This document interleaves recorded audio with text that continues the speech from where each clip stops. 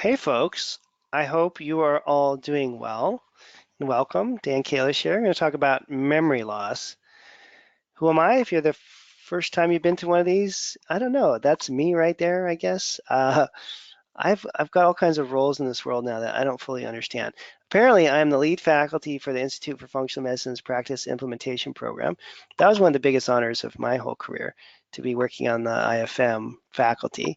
There's the top doctors in the world, and every time I walk into the faculty dinners, I always think, what am I doing here? I feel like someone's going to kick me out or something. It's the greatest group of people, anyways. I've done some research stuff with Mayo Clinic. What I'm most excited about these days, really, is I'm working with Richard Lord. We're going to talk about some of his work tonight. One of the leading scientists in this field, who developed a lot of the lab work that we use in functional medicine. I've been around for a long time, and I'm happy to be alive and able to help people. I've spent the whole day today seeing patients and teaching doctor training programs. Um, Still in the trenches with a private practice. I work with patients on the phone. If you know anyone that needs to talk to a good functional medicine doc, I have openings available if you want to send people my way. And most of my time now is spent just doing educational programs. And I have a part-time practice where I work with people on the phone. So tonight is kind of an interesting subject, and I think this kind of goes back to my own personal experience as well. My father, Richard Kalish, was a social psychologist, gerontologist, and he basically spent his career. He died when I was young. He died when I was in my 20s, but he spent his whole career studying older people, death, dying, aged folks. And one of the books that he was writing, he was actually working on this book the day he died. It was called Midlife Loss. It's up on the screen there, Coping Strategies. And that's my dad, Richard Kalish. So dad died. This book was still in a manuscript form. And it was all his best friends writing chapters about what happens in midlife. And so anyways, I contacted all the other authors, and they all kind of rallied, and we finished the book together, and I wrote this whole long piece in here about my experience of dealing with my dad's death and stuff. But one of the reasons why I think this is coming, I was 20 years old, right? I didn't understand what midlife even meant, but now I'm at midlife. I'm 55, and I see the majority of my friends now who are my age, my high school buddies and people I grew up with, who are dealing with a parent that has pretty serious cognitive decline issues. I mean, we'll go out for beers with the Berkeley boys. There'll be 6 of us sitting around a table drinking a beer. This happens every couple months. And I mean, honestly, 5 out of the 6 of them have a parent that's dealing with this issue. And so it's pretty real. Maybe you have to get to be a little bit older till you really see how devastating the problem is. But the whole point of what we're talking about now tonight is, how you could spot these problems in your 30s and 40s and 50s, 20 or 30 years before anything really bad happens. And what I don't work with people who have advanced cognitive decline in my practice. What I'm trying to do is catch those people 20 or 30 years before the problem would start, so they can take advantage of all the treatments that are available and avoid the problem in the first place. That's kind of what tonight's about, okay? And so we're going to talk about the underlying theories of cellular aging, investigate how you can modify or slow the aging process using a lab-based functional medicine approach. And the 2 big triggers for aging, and I think most of the scientific community agrees on this, and this is not an alternative medicine idea, pretty standard idea, is that oxidative stress and inflammation are the biggest problems that we're facing. Okay? And so if you want to learn how to determine what are the risk factors for aging or accelerated aging, you want to know, what are your oxidative stress markers like, and are you inflamed in some way? And then what are the supplements and lifestyle solutions you can do so that you slow down this whole process? And something that a lot of scientists are studying, I know my son is, he just turned 21. I've got a picture of him here. I'm very proud of him. He turned 21 yesterday. There he is, my little guy. He's all grown up. I don't know how that happened. He's got a beard. He used to be like 3 years old yesterday, but anyways, he's all grown up. So my son is studying physics and math in St. Louis, at the University in St. Louis. And one of the projects they're working on is measuring mitochondrial growth rates. That's one of the things he does in his physics lab. And interestingly, Google has a whole company that's set up that's trying to figure out how to prevent aging. And Google is making this partnership with Washington University in St. Louis, and my son's kind of in the middle of this research project. But a lot of big companies like Google are trying to figure out how can we understand the aging process so we can reverse it. It's a hot topic in academia. It's a hot topic in the commercial world, right? Because everyone doesn't want to get older, and we certainly don't want to lose our memories and have cognitive decline issues as we get older. And obviously the population is aging, so it's becoming more and more important to understand this stuff, okay? So aging and cellular death, natural process. I mean, obviously we're all going to die, but we want to just figure out, are there ways that you can slow the rate of aging? And then what are the things that we all do every day that accelerate the rate of aging? And so there's some things that the literature shows clearly will slow the rate of aging. And these are in animal studies and in humans as well. Calorie restriction is the number one, which is interesting. Just an overall healthy diet. Yeah, you can help slow the rate with supplementation, which is what tonight's really about. And then even something as simple as meditation. Elizabeth Blackburn got the Nobel Prize in medicine talking about telomeres, right? And how you can, through meditation, lengthen your telomeres, which by definition lengthens your lifespan. So it doesn't have to be the stuff that I'm talking about tonight primarily, which is lab-based. That's just, to me, my role in this world is to communicate as much as possible, the work that Richard Lord has taught me on the labs, but these other things are equally important, right? And then the stuff that you don't want to do, we all know, don't smoke, don't breathe. That was a joke. Environmental toxins are mostly airborne, so we're all kind of stuck with environmental toxins, but we want to get people to not smoke if they're smokers, reduce the amount of food, the amount of sugar they're eating. All the things that cause inflammation are going to accelerate your rate of aging. Okay, and that's the lifestyle stuff. But what I really want to talk about tonight primarily is how this can play out with labs and how you can measure everything. So oxidative stress or oxidative load is one item, inflammation is the other. And then what are the different biochemical pathways that we can use to analyze these things? And so at the simplest level, oxidative load or oxidative stress can be broken down to water-soluble and fat-soluble antioxidants, okay? And each of them protects different parts of your body. The water-soluble antioxidants protect the water portions of your body. The fat-soluble antioxidants protect the lipids or the fats.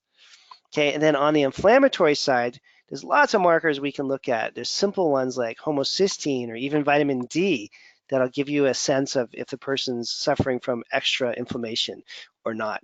When we're inflamed, we use up our vitamin D. You'll see low vitamin D levels, even in someone who lives like in Florida or Hawaii or something that has a lot of sun exposure. Kynurenate is a great marker to see if the brain is inflamed. Don't want your kynurenate to be high. That means your brain is inflamed. So there's lots of ways that we can test for this, and I'll show you some labs in a minute too, okay? So oxidation, what is that process? It's a normal process. So the way that the world was set up by powers greater than I could ever understand is that we have basically plants, right, growing in the ground. And plants grow, and whether it's a blueberry, bush, or whether it's a broccoli thing that's growing, a piece of cabbage, whatever, plants are growing, but they're unfortunately stuck outside pretty much 24 hours a day. So they're getting exposed to the ionizing radiation of the sun constantly all day long. And so in order to protect themselves so they don't get all fried and shriveled and dead, plants have developed these antioxidant systems that they grow, and we experience these antioxidant systems in the form of pigments. We see the colors. So blueberries are blue and they have a certain kind of antioxidant profile, right? Broccoli is green, it has a different kind of, strawberries are red. So we're seeing the plant pigments, but what those pigments are the actual antioxidants that the plant has grown so that it doesn't get destroyed by the ionizing radiation of the sun. So what we do is we come along and we eat that plant. You have to kill it, you have to eat it. It's kind of brutal, but that's what we do. And we are then absorbing into our bodies that entire antioxidant system that plant develops, not for us, but for itself. But it turns out that what protects the plants from the ionizing radiation of the sun also protects us from cancer, heart disease, and diabetes, right? All you have to do is eat the plant. The plant did all the work to produce the antioxidant. You just got to go out there and eat it. And if you're not eating right, or if your oxidative stress is massive, then you can take supplements called antioxidants to kind of make up for the deficit. And as we're just moving around, eating, breathing, and functioning and exercising, we're generating more and more oxidative stress. That's part of being alive. So you think of oxidative stress as like basically when we're making cellular energy, right? It's like a fire burning and the sparks like flying off of there are what are called free radicals. And antioxidants help prevent these free radicals from causing problems. So you need, the more physically active you are, the more antioxidant support you need. The more health problems you have, the more antioxidant support you need. Okay. And so how this works here, right, is that if you're under a lot of oxidative stress, either you're sick and there's a lot of inflammation and oxidative stress going on, or if you're physically active and there's a lot going on, then that oxidative load, or if you're not eating enough vegetables, right, that load is going to go up and that's going to damage your mitochondria. And when it was mentioning this Google research project, it's not really a research project, it's the whole business. This whole Google division is devoted to understanding mitochondria because they're really considered one of the keys to aging. If your mitochondria are getting wiped out and aren't very healthy, you're going to age quickly and die. If your mitochondria are super vital and super healthy, they're going to stay healthy. Then you're going to stay healthy and your brain will stay intact and good stuff will happen. And the mitochondria rely, if you just want to remember three simple things, CoQ10, magnesium, and oxygen are the three main requirements for a healthy mitochondria. Again, CoQ10, magnesium, and oxygen. CoQ10 and magnesium you can take in supplement forms if you're not getting enough from your food. Oxygen obviously comes from breathing. So you want to, any kind of breathing exercise that you might do. Now, the second area, right, oxidative stress is one that accelerates aging. The second area is inflammation. And the body can be inflamed in all kinds of crazy ways. You can have brain inflammation. You can have inflammation in your GI tract. You can eat foods that are inflammatory. You can have toxin exposure that's inflammatory. We're just like walking through a sea of inflammatory risks as modern human beings, okay? And inflammation, according to all the latest research, is just about as important as oxidative stress in terms of accelerating the aging process. So this is why everyone's doing turmeric and things like that, right? Or curcumin, because we want to take anti-inflammatories in to reverse any kind of pro-inflammatory stuff that we do. And so classic ways that we inflame ourselves: too much sugar. If you're gluten intolerant, eating gluten, not everybody has a problem with gluten. Some people do. Pollution, you know, some of these things that we can't control, things like that are in the air and whatnot. And then GI infections, GI pathogens, those are classic. So foods, toxins, microbes, all these can stimulate an immune response, stimulate an inflammatory response. So I'm really into doing these labs, as you all may know if you've seen this before, and we can test for all these things with the labs.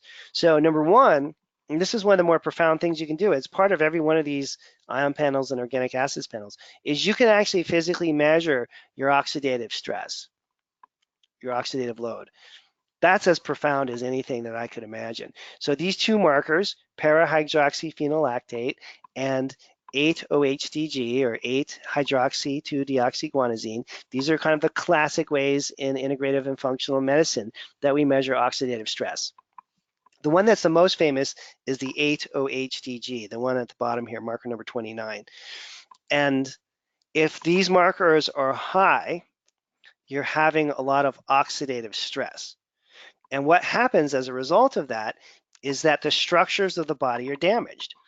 It's not unlike, well, it's like anything that, it's like a human being getting damaged. Like if you were standing there and someone started to, stab you, your body would get damaged, right? And then eventually you would die. So if a cell is just sitting there, or a piece of DNA is sitting inside a cell, and all of a sudden it's getting oxidized, or there's oxidative stress, it's just like stabbing a human being. That DNA is going to be destroyed, wiped out, dead, gone. And if that happens a lot, you're going to be aging really fast, and you're going to be at high risk for cancer, heart disease, cardiovascular disease, diabetes, all these diseases that are related to oxidative stress. Okay. The other category of antioxidants that we can measure are the ones that relate to fat, or that are fat-soluble antioxidants. Okay. The famous one, again, is CoQ10. Alpha tocopherol, gamma tocopherol, it's a fancy way of saying vitamin E, those are the vitamin E markers, and then vitamin A and beta carotene, probably most of you have heard of. So fat-soluble antioxidants protect our lipids, or protect our fats. And so think about things that are important that have fat. Your brain is 60% fat, that's pretty important. Your cardiovascular system will be damaged if the lipids or fats are oxidized, right? And so stroke, heart disease, right, many of the different brain conditions are related to lipids or fats being oxidized or damaged. And so again, think of oxidation as like a process. It's like when you cut an apple in half and it starts to turn brown, that's an apple oxidizing. So our tissues, our fat tissues, our DNA can be oxidized, and if we don't have enough protection, that's going to happen, and that's going to accelerate aging. So you don't want your fats damaged, you don't want your DNA damaged. That is a bad thing. Another really big system that helps protect our brain and our heart is the glutathione system. So glutathione is the body's major antioxidant system. It's very protective, and it's measured with these three markers here: alpha hydroxybutyrate, pyroglutamate, and sulfate, all differently in different ways measure the status or functioning of glutathione. Okay, and that is super, super, super important. For protecting, again, it's a critical part of the antioxidant system. So if you're thinking about, how does this actually play out? If you have oxidative stress, it can damage your mitochondria, and that can accelerate aging. If you have oxidative stress, it can damage your DNA, and that can accelerate aging. You have damaged DNA. And if you have oxidative stress, it can damage your lipids or your fats, which make up the cell membranes, make up the brain. You can have damage that way. So either inflammation or oxidative stress can hit your mitochondria, your DNA, or your cell membranes or lipids and cause problems, right? And that's what we're concerned about here. And so you can actually see all this. Like, for example, this marker number 28 looks at the amount of oxidative damage that's occurring specifically to your DNA, as does the marker number 29. That's pretty amazing that you can do that. This marker here, lipid peroxides, measures whether your lipids or fats are being oxidized or damaged. And if that's the problem, pretty simple solution. You take some fat-soluble antioxidants like vitamin E, CoQ10, vitamin A. If there's a problem here with the water-soluble ones, then you take a water-soluble nutrient like vitamin C. Okay, and if the mitochondria are damaged, then you can take mitochondrial support that I mentioned earlier, CoQ10, magnesium. Make sure you're doing breathing exercises. So for each one of these areas, we can see exactly what's happening and then how to fix it. It's pretty cool. So there's another issue, which is there's I like to think of this as the lab testing is kind of the intellectually stimulating and interesting parts where you get all the data and information, but you really have to translate that into a person changing their lifestyle for any of this stuff to really matter, okay? So we want to think about how we can use the labs to inspire us to eat better, to become less inflamed, to do all these different things. And a lot of that revolves around your diet. Right? So I don't want to minimize that. It's just that everybody already knows that, and there's plenty of other people to talk about diet. So I don't feel like I want to spend an hour doing that. I want you to understand a little bit more about the regulatory pathways and how all this stuff works. First of all, I think the science is really cool, and otherwise, also I think it's just your body. You should understand exactly how all this works. Okay. So again, these are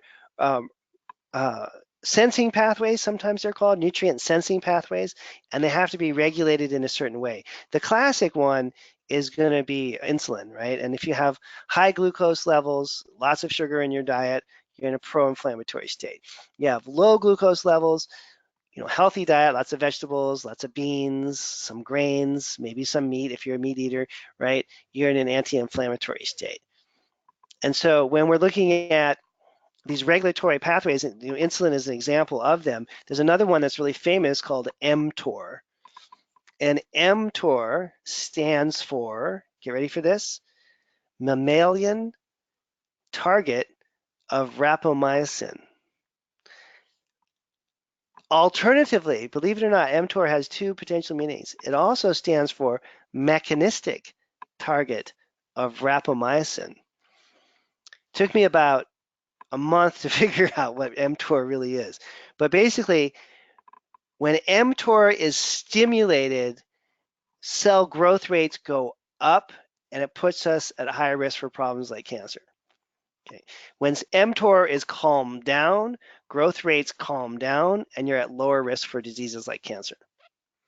AMP kinase is similar, but the dynamic is opposite. When it's high, it's considered a good thing. You're reducing inflammation. When it's low, it's considered a bad thing. But anyways, if you read a lot about this area of anti-aging, you're going to run across these things. And if you can regulate these mechanisms, you can help decrease the rate of aging. Okay. And the classic way that people are trying to do this is pretty simple. It's super popular right now, called intermittent fasting. As one of my patients says, we used to call that skipping breakfast, basically. So, having enough time between meals, leaving more than 12 hours between meals starts to stimulate these regulatory processes and helps prevent aging. And again, if you want to geek out on this stuff, mTOR and AMP kinase or AMPK, pretty interesting things to study. So there are also some plants that mimic the effect of these regulatory pathways, and you don't have to starve yourself to death. Berberine is kind of in the news all the time now as having that effect. It's actually one of the few supplements I've been taking lately. It has so many positive effects. It's really quite remarkable. So anyways, berberine mimics the effect of AMP kinase and makes your body think that you didn't eat, which is kind of cool. It has a bunch of really good effects on your liver as well. And this reminds me of back in the day when I was living in a monastery in my early 20s. I moved to Thailand and I lived in a monastery for a couple years. And one of my good buddies, it's a picture of him, Ajahn Chandako, I knew him as Jim when we were in our 20s, became a monk. And one of the things that we did in Thailand for a couple years is would eat, depending on what monastery you're living at, either 1 or 2 meals a day. The really strict monastery in the north, Wat Panachat, you got 1 meal a day, right around 5:36 in the morning. You got about 10, 12 minutes to eat as much food as you could, and then that was it. You couldn't eat again the rest of the day. They were pretty strict. In the more lackadaisical monastery I lived at for longer in the south of Thailand, near the beach, it was kind of a little more casual. We got 1 meal around 5 in the morning, and then we got a second meal at 11 a.m. The rule was you couldn't eat after 12 noon. And so all the monks in Thailand follow this rule. No, you never see a monk in Thailand eating after 12 noon. They would be disrobed and thrown in a ditch and kicked and spat upon. So anyways, pretty strict rule. The Buddha set this up 5,000 years ago. 1 meal a day, nothing after 12 noon, and not a new concept that we're talking about. If you want to try to do this with food, and I'm always thinking about things that you guys may not be thinking about, that are, everybody knows about the blueberries and strawberries thing, but you can get huge amount of antioxidant potential. What they call this ORAC values, right, are super, super high for things like cloves, oregano, rosemary, thyme. If you look at the numbers on these, just adding cinnamon to your oatmeal in the morning can raise your antioxidant levels just massively. Okay, so we can do this with food, and it doesn't have to be food that's, super expensive or complicated. Spices are probably one of the ways you can get the most potent antioxidant effect. And so I spice all my food really heavily. In fact, this morning I had oatmeal with cloves, cinnamon, and nutmeg, massive antioxidant potential. For lunch, I had, what did I have for lunch? Oh, so I memory pro. I can't remember what I had. Oh, I had some fish and a salad, but I had this like kind of turmeric lime thing that I put on it that's really tasty and good. So I try to incorporate these in every meal I have, and you get massive antioxidant potential again from spices. Another way that you can reduce all the problems that we're talking about in terms of oxidative stress is by getting polyphenols in your diet, right? And those are the things that you're all probably familiar with. Those are the blueberries and the green teas and that kind of stuff. And the polyphenols are quite interesting in that the majority of polyphenols the human body cannot absorb. So when you're eating those blueberries and drinking that green tea, the polyphenols, the antioxidants in there that are super healthy for you, are not for your body to absorb. Their molecular structure is too large and they can't get into your bloodstream. What ends up happening is they get stuck in your digestive tract, and the commensal or healthy bacteria in your gut use them as a fuel supply. So when we're eating polyphenols, which are one of the most important groups of antioxidants known, we're not actually absorbing them, we're using them to grow out our microbiome, which is just like an interesting little factoid. And so you can measure your polyphenol markers here. You'll see benzoate, hippurate, phenylacetate. These are direct measures of polyphenol levels in the body. It's pretty cool. This is from an organic acids test. And so if these markers are all really low, it means you're not getting enough fruits and vegetables to make things work. If these markers are right in the high end of the normal range, it means that you are getting enough fruits and vegetables to make this whole thing work. And again, they measure this by measuring the bacterial growth in your intestinal tract, because that's what the polyphenols do. But these are very, very important antioxidants, and they have an anti-inflammatory effect by getting your bacteria in your gut to grow properly, okay? Turns out that the microbiome is super important. So then also we want to think about inflammation at the cellular level, okay? And inflammation of the organ systems. So there's a bunch of different triggers for inflammatory damage. You can have things like infections, the microbes, the yeast, the funguses of the world. You can have food, and you can have toxins that can trigger these problems. And we can measure where that inflammation is occurring, okay, in terms of the aging process. And the worst thing that can happen is for this marker right here, kynurenate, to go up. Okay, in this case, kynurenate should be a 1 or less. This person's kynurenate is 14.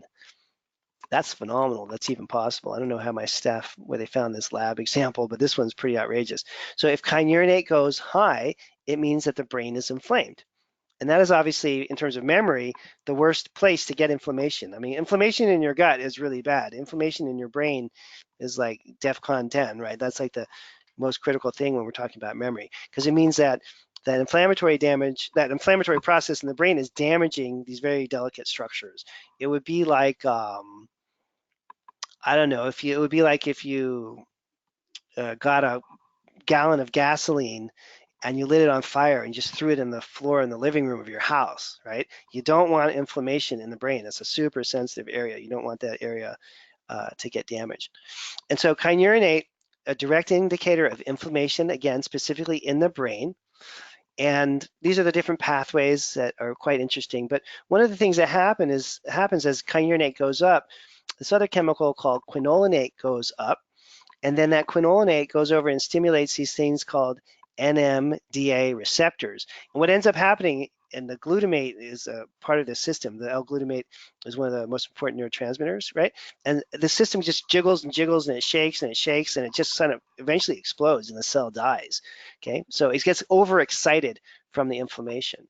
And that doesn't feel very good, right? People get anxious, people can't sleep very well. Having an inflamed brain, you get mood swings, you get brain fog, you get memory problems, you know. I mean, it can happen. And I've had this woman not that long ago.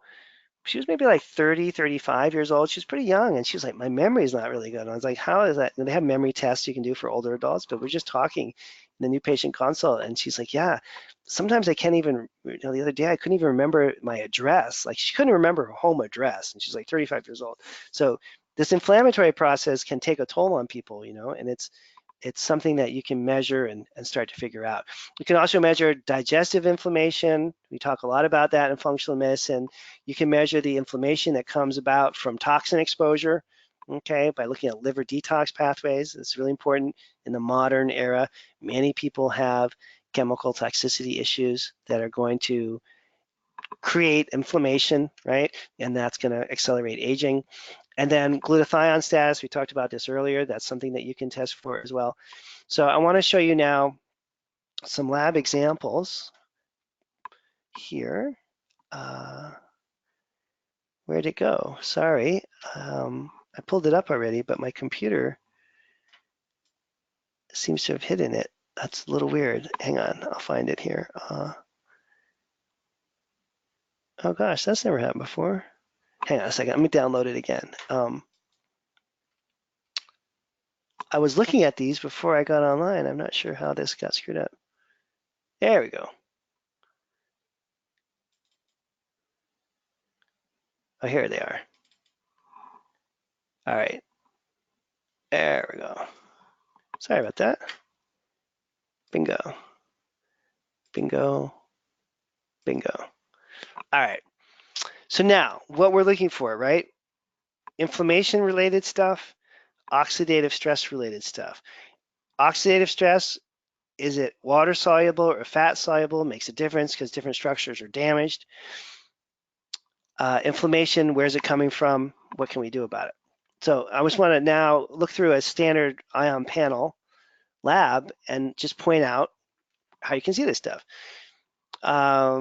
This page doesn't matter so much. These are amino acids, not really what we're talking about tonight. So let's kind of skip through there. Okay. We can talk about the brain later in amino acids. So right away, first marker that we've just talked about, homocysteine. If this marker is high, it means the person is suffering from some kind of inflammation from somewhere. Okay. Minerals, these are very important. So potassium and magnesium, okay, if they're low, big problem. Magnesium's the most, remember we talked about the mitochondria and how important they are for the anti-aging movement that we're trying to get going here. Magnesium and CoQ10, the critical nutrients for that. Okay, so if your magnesium levels are low, you're going to have a major problem with all the issues that we're talking about. And we also can measure toxins. Obviously, the higher that the toxic burden is, the more arsenic or cadmium you have in your body, the more oxidative stress you're going to have. That's what these things do. And lead and mercury are probably the most well-known. Everybody knows that you don't want to get lead in the brain of a child, right? Mercury, also not great. A lot of damage occurs, a lot of oxidative stress occurs from exposure to heavy metals like that. And then here's an example of our fat-soluble antioxidants that, again, protect the fat tissue from oxidative stress. CoQ10, vitamin E, vitamin A. This person's low in a couple of them, 4 of them. That's not good. That means that this person's lipids or fats are getting oxidized or damaged, right? And then lipid peroxides, that's a measure of whether the lipids themselves are getting damaged. The answer here is yes, they are. This marker is high. So right away, we know this person needs fat-soluble antioxidants as part of their anti-aging program, right? They also need a little vitamin D. Remember we talked about inflammation burns up and uses up vitamin D. So a lot of people have low D. Also is going to get low if you don't go outside enough. Well, we're not really talking about the omega-3s tonight so much, but they're important, right? And they're what probably, especially in terms of, well, I guess they're relevant in terms of, well, I'm going to have to back up and explain this a little bit. So when we talk about fats getting oxidized or damaged, we're talking about cell membranes becoming damaged and then not functioning well, right? Or other structures, for example, in the brain that are, made out of fat. Omega-3s are the actual fats themselves that we're talking about. So you can have a lipid or a fat that's getting oxidized or damaged. When we look at low omega-3s, it means you don't even have enough of these fats in the first place. Okay, so obviously you're not going to be able to assemble and make cell membranes if your omega-3s are low. But that's kind of not exactly what we're supposed to talk about tonight. But it's related, kind of peripherally related. Okay. And we just go through the rest of this test. These are kind of saturated fats that are kind of cool to measure. Trans fats, most people have heard of. And then we get to the mitochondrial section here.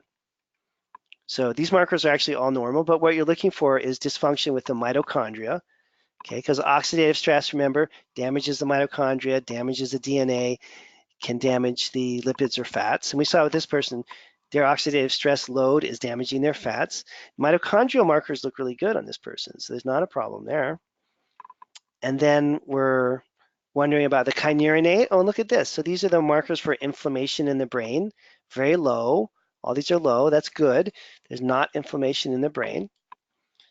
And then we look at the water-soluble antioxidant markers. Here they are right here. These two guys here.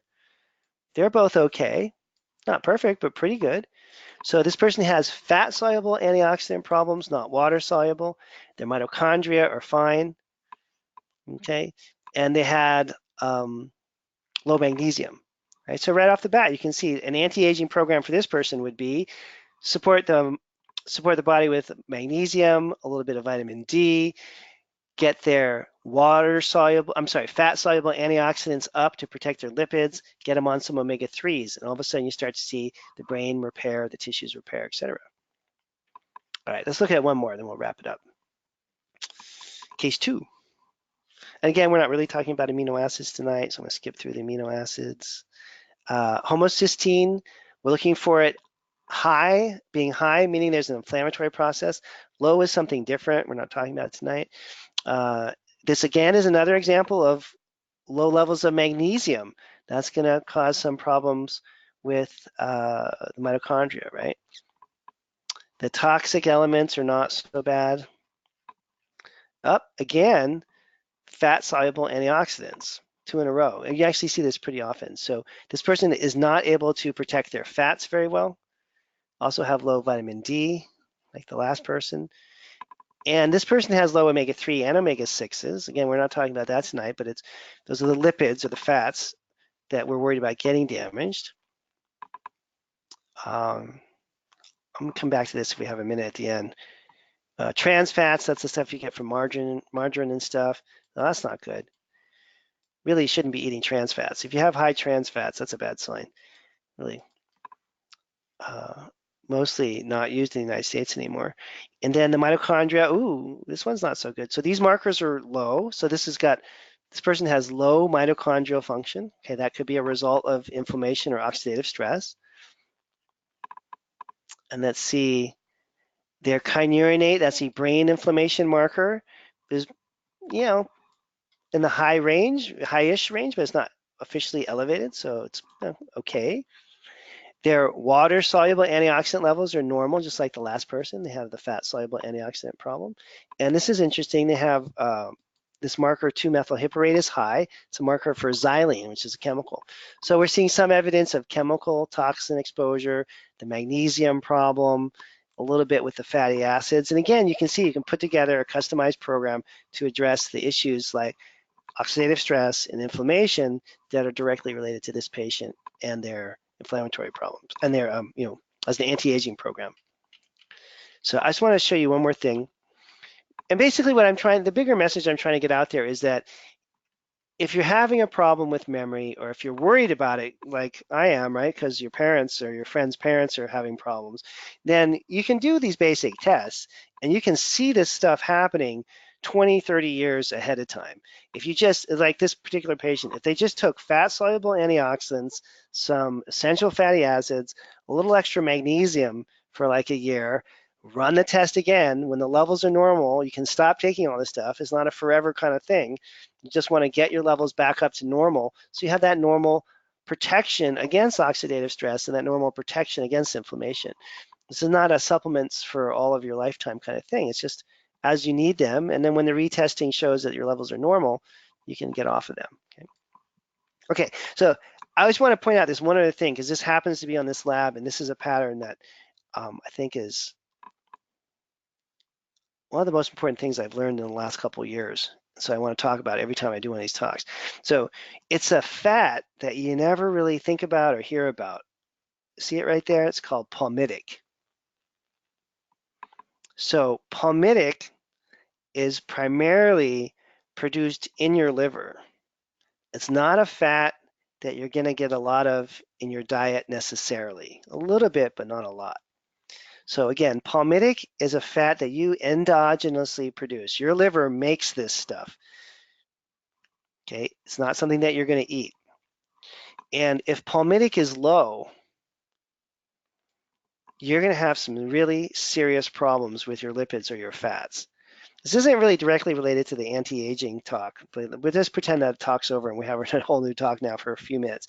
This is a really, really important finding, okay, if you have low palmitic. And what you'll see on this lab is you'll see what Dr. Lord calls the lesser than sign. You can see how, let me try to highlight it here. See how if you look at the markers above and below it, and I kind of connect the dots here. This is like, remember in third grade when you would get these like coloring books and you would connect the dots? See how if I connect the dots, it makes a arrow pointing towards palmitic. Okay, this is a genetic disorder where the person is not able to make enough palmitic internally. Okay, and how do we know that? Well, the lesser than sign shows that because the person has enough of the fats up here, right? It's just that when it comes to palmitic, the production is falling apart. So this is an inborn error of metabolism. This is a genetic defect in the production of fat by your liver. And this causes catastrophic problems. And now that I've seen this with Dr. Lord's new teachings, I'm seeing it in patients like every week. It's a really common problem that I just never noticed before. I've never seen anyone teach this. I've never seen it written in a book anywhere that was really kind of obviously presented. I've never seen a seminar on it, so that's why I want to talk about it a lot. So if your palmitic levels are low and you have this lesser than sign, you have a genetic defect in the ability to produce palmitic, okay? And that is crippling because that's going to have a huge impact on everything that fat does in your body. Okay, that means that every cell membrane that you try to assemble is going to be messed up.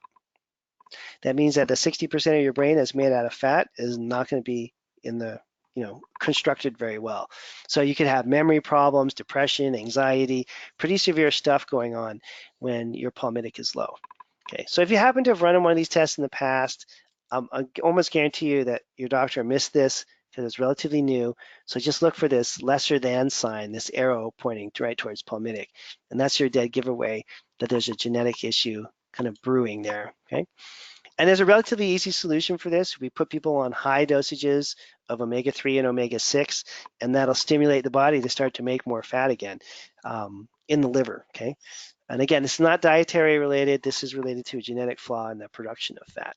So just something to keep in the back of your mind if you ever run one of these labs, just keep an eye out for palmitic because that usually slips through the cracks. And, most of the time when we think about saturated fat, you think, oh, I have low saturated fat. That's good, right? You think that's a good thing because you think high saturated fat, you're going to drop dead of a heart attack. But with palmitic, it's a little different story. Okay, I'm going to do a conference or a seminar or class just on palmitic sometime next year. Hopefully, we'll get that done. All right, so I'm going to wrap it up for tonight. I hope you guys have a great rest of your evening. If you're interested in becoming a patient, contact the office. You can reach us at kalishwellness.com. And otherwise, I'll see you at the next webinar that we do in a month or so. Okay, take care, everyone.